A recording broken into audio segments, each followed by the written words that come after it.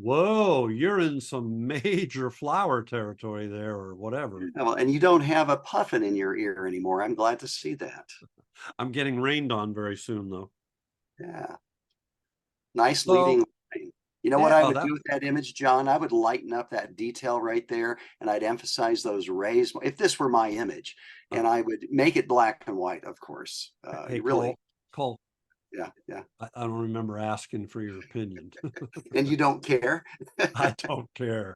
You know, it Uh, is so hard when somebody shows you an image of theirs and they say, "What do you think?" or "What would you do?" Because you really want to say what you would do. I You know, know it's useless. It's useless. It's worse than useless. It's harmful. it actually is harmful, but it is really hard. I It mean, is. I know what my buddy Bill would have said. Just throw it away. It's terrible. And you've actually said that to me a few times. I'm not really happy about that. But hey, let's talk today about something that you and I have chatted about in the past, or maybe when we've been on trips together, and maybe even in your presentation. And I think I've asked you before we started doing all this series of 6 or 8 of these that we're doing. Don't let your eyes, how do you put it? Something like, don't let your eyes fool Don't let you your or eyes don't limit you. limit you. Don't Yeah. let your eyes limit you. And so what do you mean by that?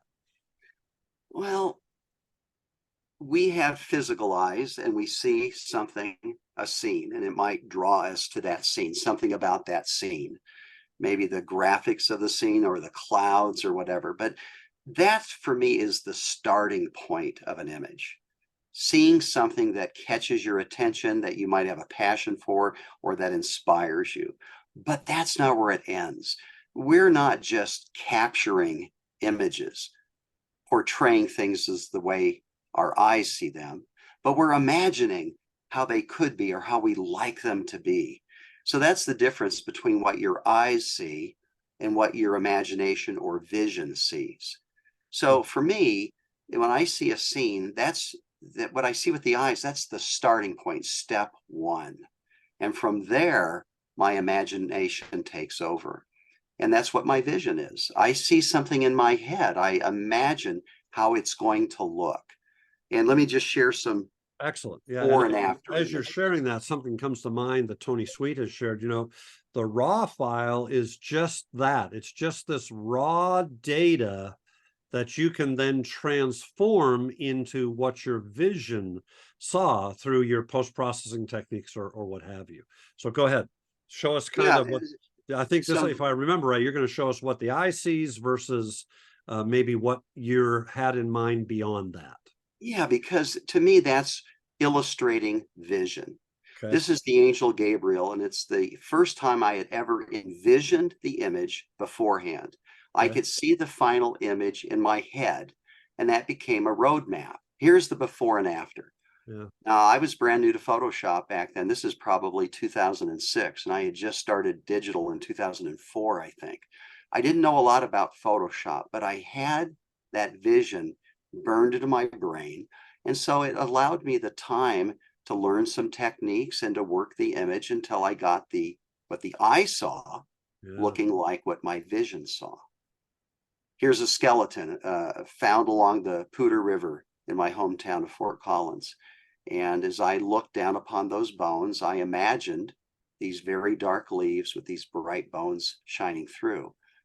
But that's not what my eyes saw. My eyes saw the bright leaves and bright bones, but my imagination did something else. My vision said something else. Hmm. So again, I learned some techniques to transform what the eye saw into what the vision saw. Here's Windmill and Moonlight, another very, very early image, 2006, I believe.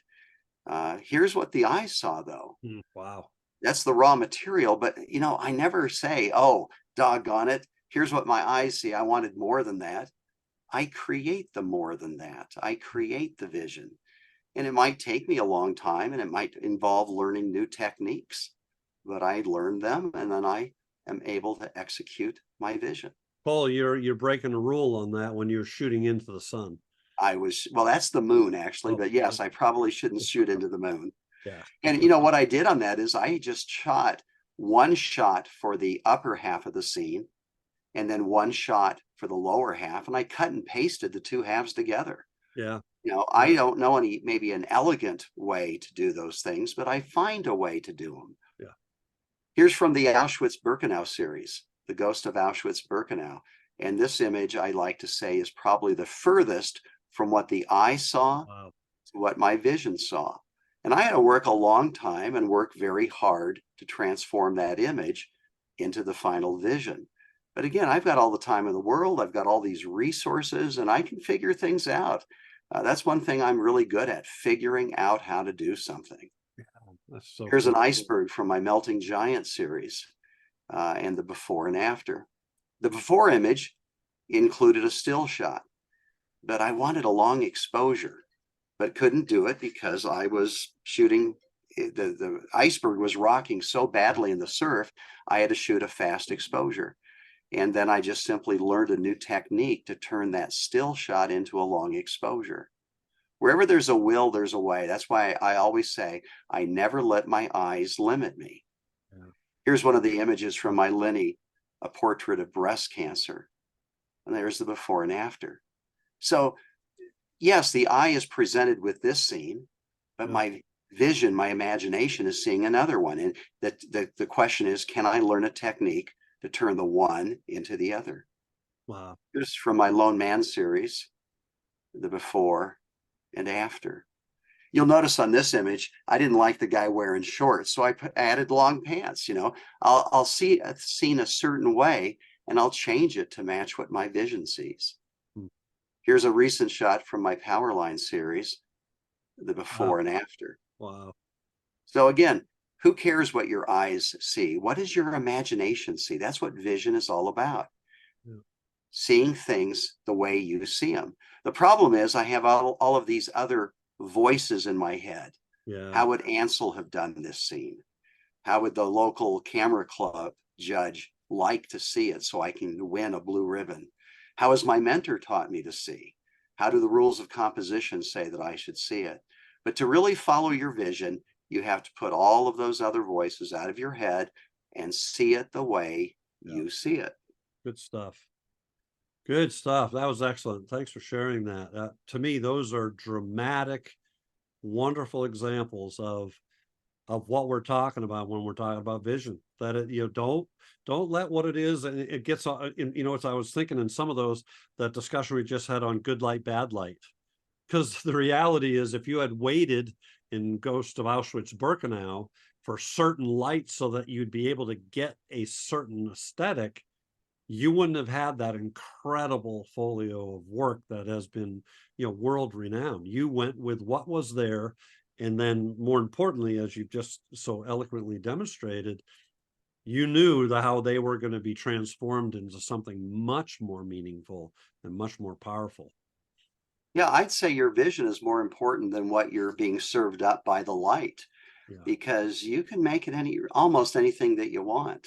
Yeah. And that's the real goal, is to create how you see in your head, not how the camera sees through the lens. Yeah. Good stuff. Well, I think we've done enough for today, and Okay.